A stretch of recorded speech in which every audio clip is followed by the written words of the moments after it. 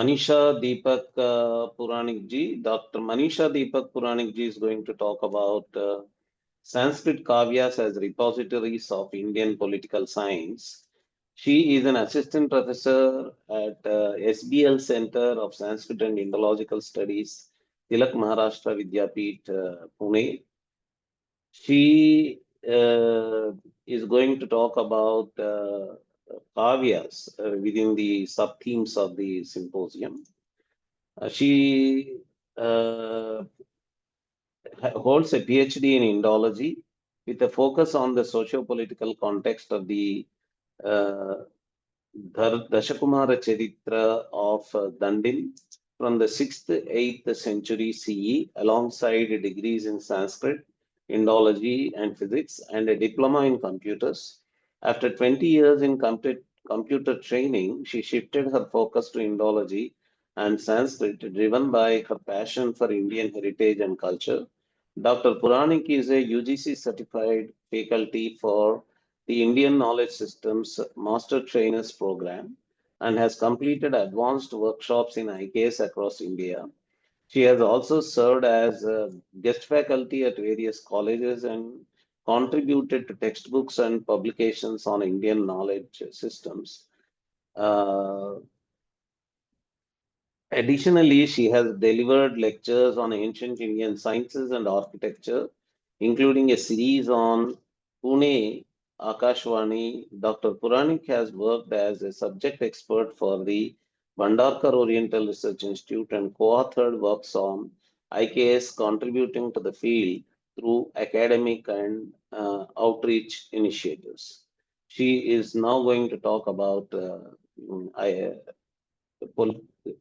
political thought in Kāvyas, political science in Sanskrit Kāvyas as repositories of Indian political science. Over to you, Manisha ji. Okay, thank you, sir. First, thank you very much for organizers for giving me this opportunity to share my thoughts on this platform. So Indian political science is one of the oldest intellectual tradition in the world, deeply rooted in the Vedic, epic, and Smriti literature. Unlike modern political science, which evolved as an independent discipline in the West, Indian thought on politics was interwoven with philosophy, ethics, and religion.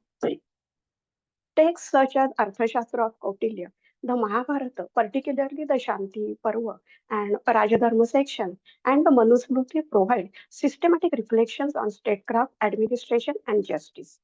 Central to Indian political theory is the idea of Rajadharma, the duties and responsibilities of the king towards his subjects, balancing dharma, artha, and kama. The king was seen as the guardian of dharma, yet also a pragmatic ruler who relied on the minister, spies, alliances, and policies of conciliation, division, or force, as codified in the Arthaśāstra. Indian political science emphasizes the six-fold policy, that is Shadgunni, of foreign relations, peace, war, neutrality, marching, alliance, and dual policy, and the mandala theory of interstate relations. At the same time, it placed strong emphasis on justice, people's welfare, and ethical governance. Thus, Indian political science presents a unique synthesis of real politics and moral philosophy, making it a distinctive contribution to world political thought. Now we will see some about Sanskrit Kavya literature. So Sanskrit Kavya literature is basically the classical ornate form of the poetry and drama, blending artistic beauty with intellectual depth. It is both a record of India's cultural imagination and a repository of knowledge systems, ranging from politics and ethics to philosophy and aesthetics. The study of Indian political science has long been associated with normative treatises such as Kautilya's Arthaśāstra and Dharmashastras, which codify principles of kingship, statecraft, and governance.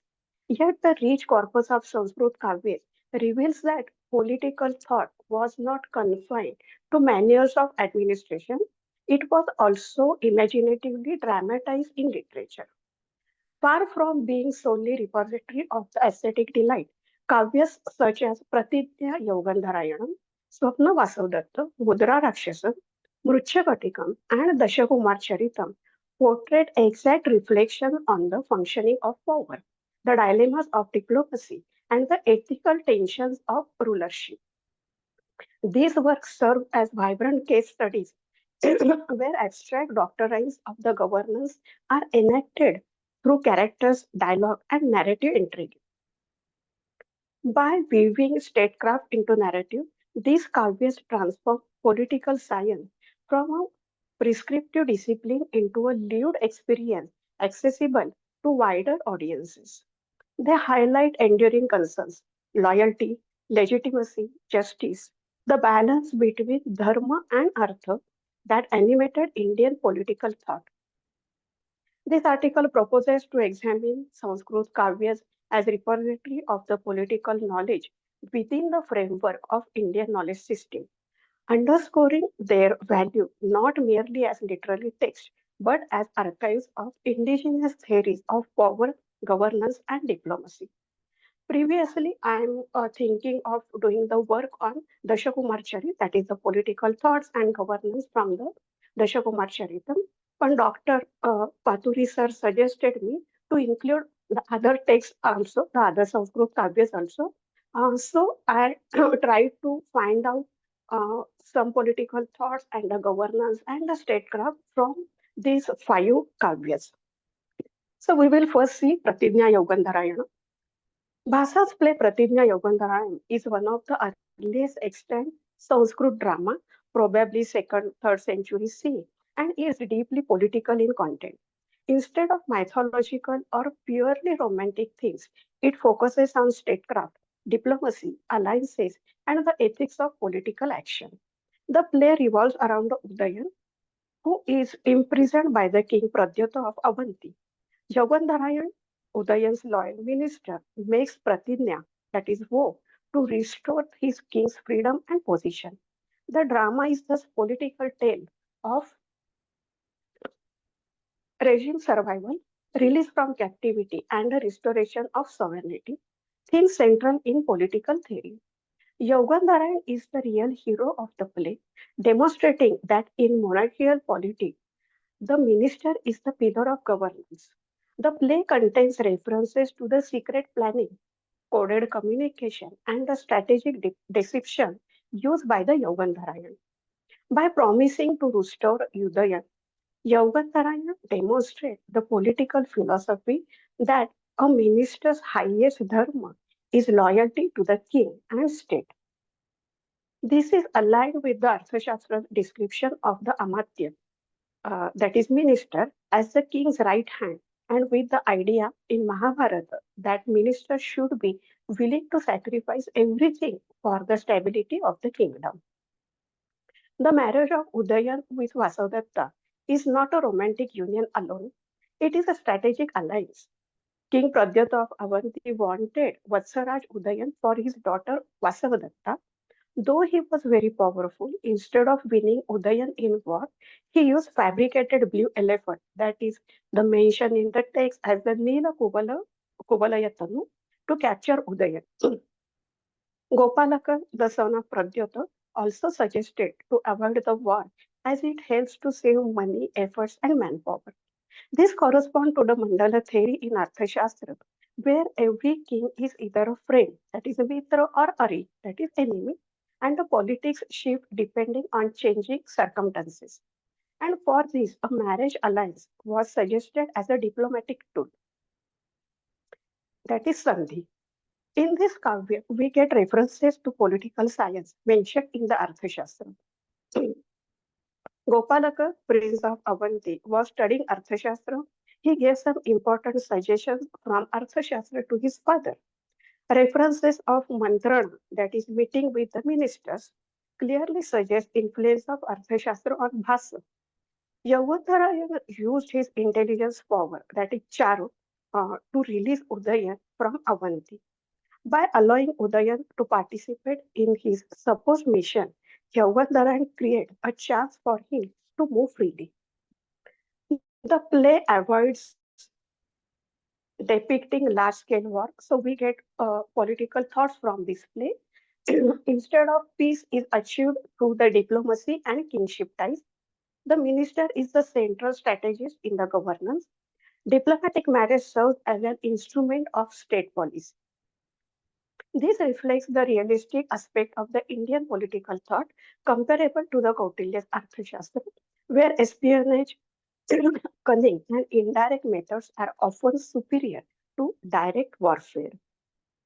Next.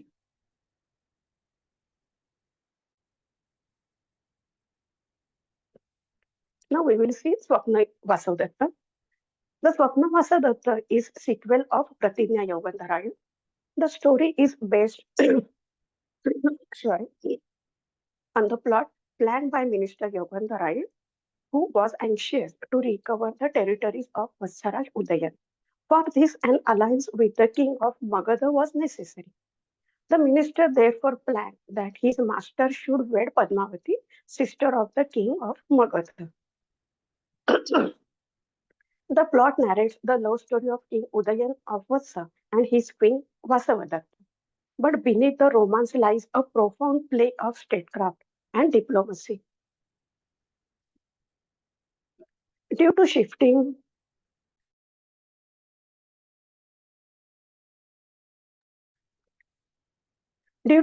political circumstances, the minister Yogandharayan insists that Udayan must marry Padmavati, the daughter of Magadha king, to secure a powerful alliance. But Udayan loves Vasavadatta deeply. So these conflicts illustrate the classic political dilemma. Should the king follow his personal emotions or should he prioritize state interest? Yogandharayan creates a plan of a mock fire in which Vasavadatta is supposedly killed, creating an opportunity for Udayan to remarry. This episode shows the minister's use of deception, secrecy, long-term planning to serve state interest practices directly resonant with the Arthaśāstra doctrines of Bheda, Maya, and Upajapya. Just as in Pratijñā Yogandharayanam, marriage is used as a political instrument. The purpose is not personal desire, but to secure an alliance, strengthen Vatsa's power, and stabilize the balance of forces in the region. This illustrates the Arthaśāstra's principle of Sandhi. Svapnavāsavadattā dramatizes political science through marriage diplomacy, ministerial strategy, deception for the state survival, and the tension between duty and desire. Udayan, Vasavadatta, and Yogandharayan become figures not only of romance, but loyalty, but also of political realism, balance of power, and statecraft. The key political lessons we can see from Svapnavāsavadattā are Rajadharma. So previous slide. Please you go to the previous slide. Svapnavāsavadattā. Previous. Yes. Okay. So these are the lessons we can get from the Svapnavāsavadattā. That is the Rajadharma. State interest must prevail over personal desire. Ministerial wisdom. The minister is the real architect of stability and policy. Political marriage. Alliances through kingships are powerful diplomatic tools. Balance of dharma and niti. Political realism must be tempered by ethical values and human concern. Next.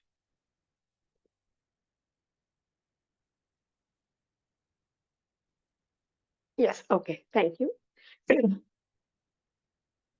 Mudrārākṣasam. Vishakadatta's Mudrārākṣasam, that is from 4th to 5th century CE, is one of the most important Sanskrit political play, and it stands out because it is not primarily a natya, but natya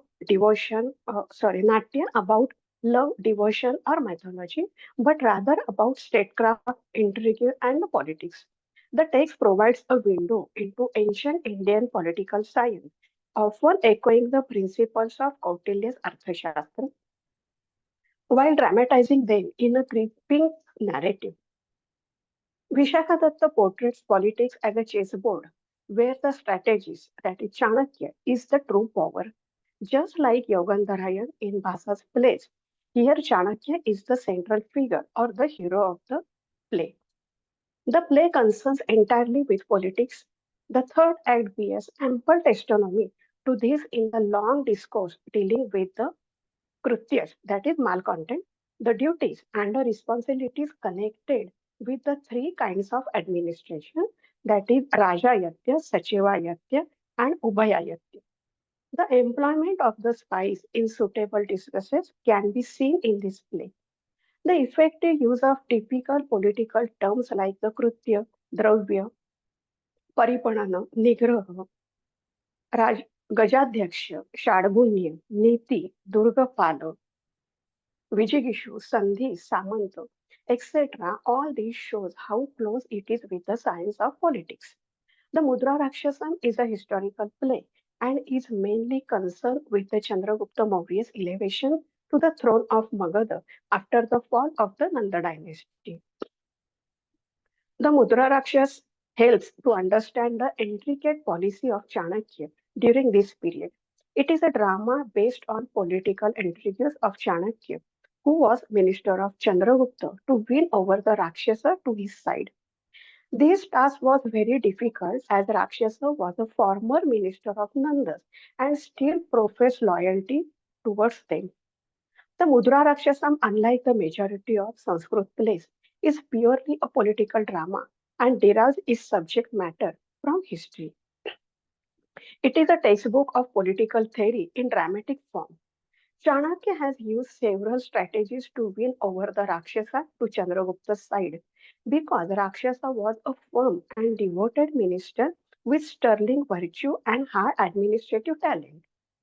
The immortality of the policy of Chanakya is greatly redeemed by his desire to avoid general bloodshed and the utter absence of the selfishness.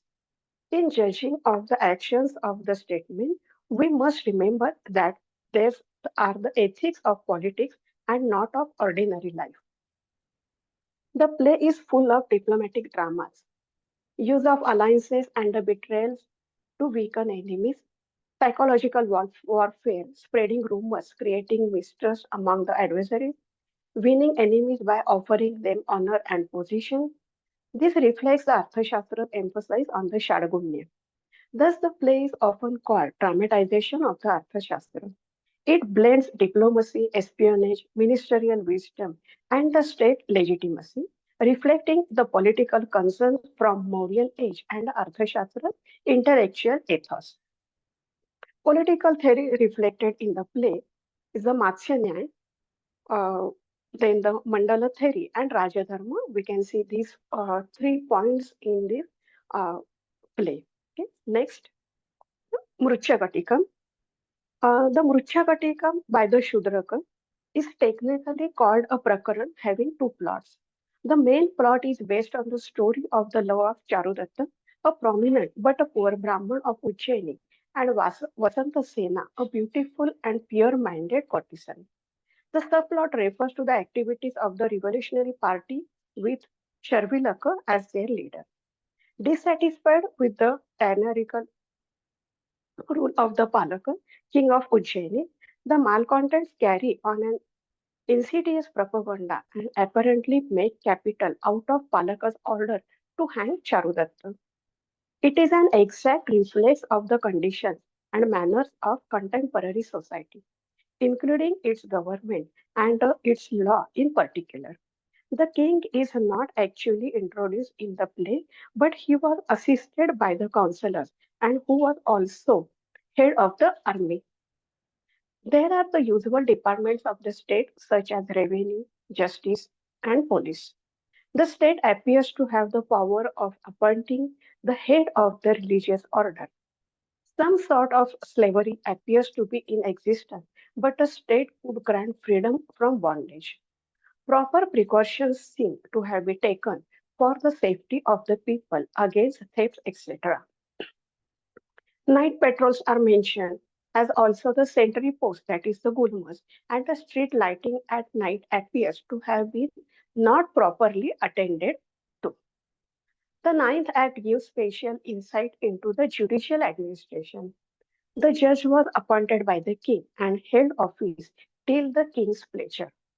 He was assisted by the assessor, Shresthin, and Kayastha. Anyone could lodge a complaint at the court, and the judge was bound to take notice of it. The judge acted according to the maxim that the accused should be taken to be not guilty unless his guilt was proved.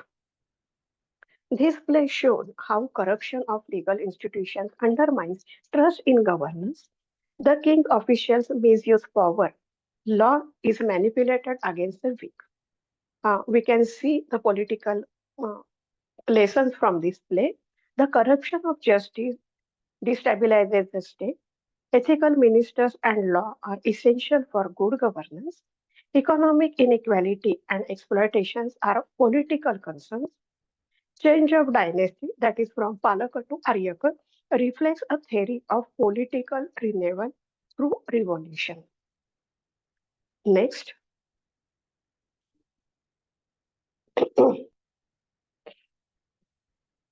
the next text is Daśakumāracaritam.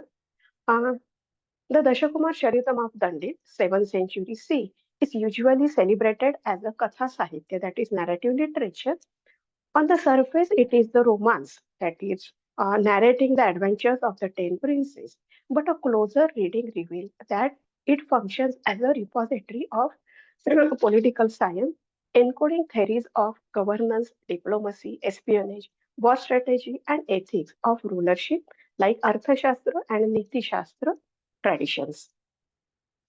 Dandin was the poet at the Pallava court of Narasimhavarman II. The Pallavas were engaged in complex power struggles with the Chalukyas and the other dynasties of South India. The era demanded a sharp political acumen, adaptability in diplomacy, and consolidation of power. It is against this backdrop that Daśakumāracaritam should be read.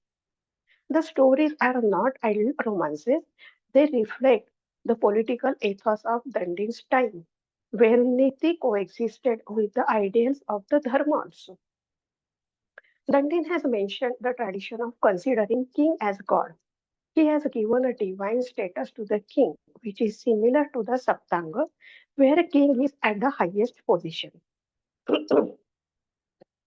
Like Kautilya, Dandin also mentioned 4 types of knowledge the king should study.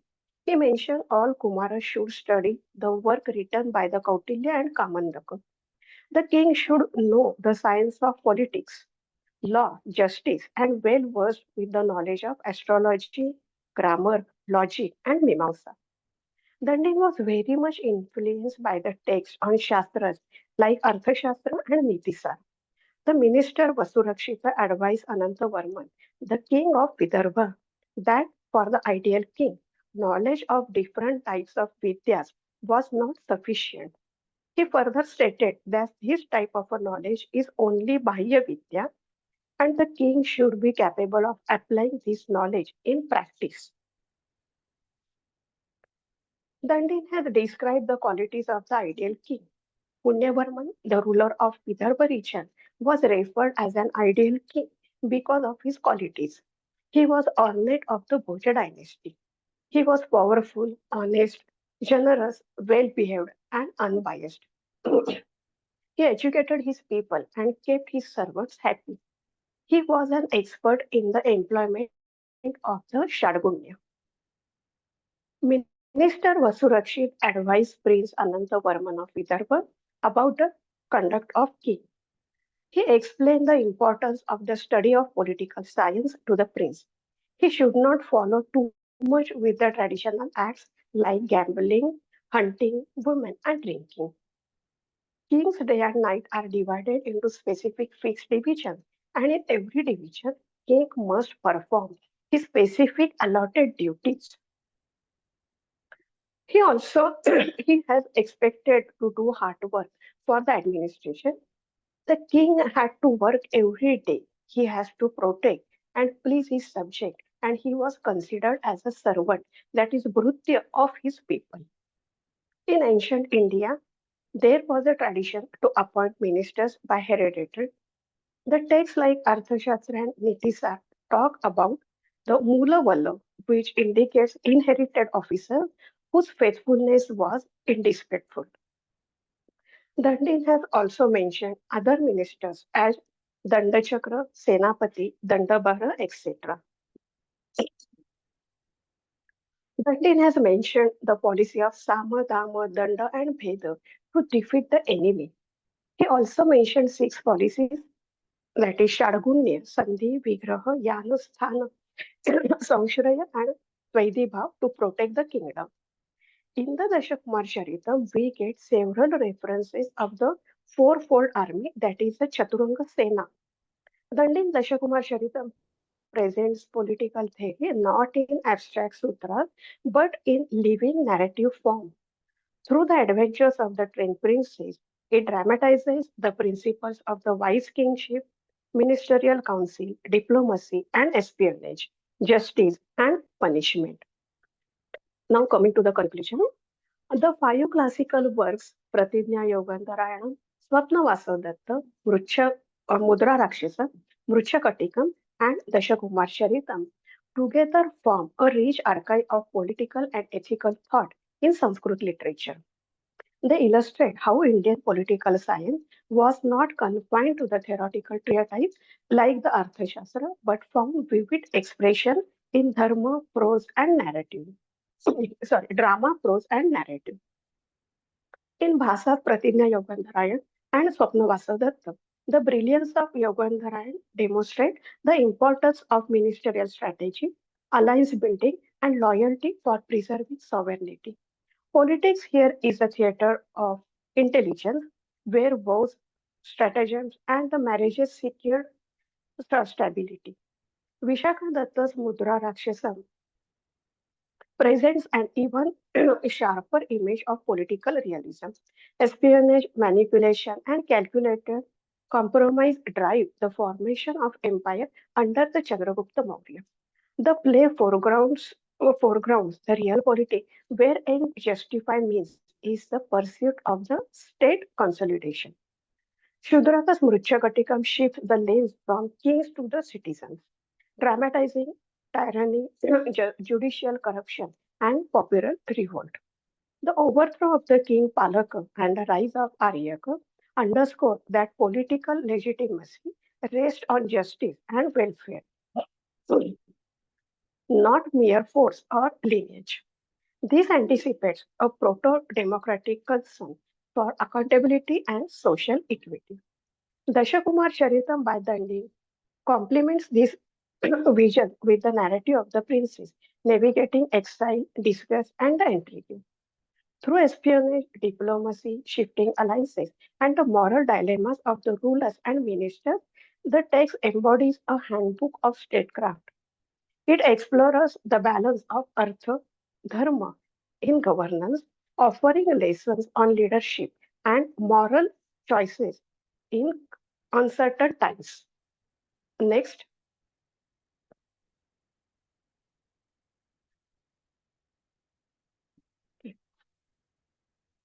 together these works demonstrate the plurality of Indian political imagination from strategy and real politics to justice and ethics. They reveal how governance was conceived as a dynamic interplay between ruler and rule, power and morality, survival and legitimacy. As a part of Indian knowledge system, these texts affirm that political science in India has always been a dialogue between pragmatic statecraft and ethical ideas and enriching both theory and practice of leadership. Next,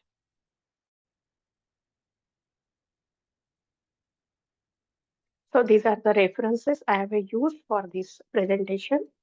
Next, that is, thank you. Wonderful, Manisha ji.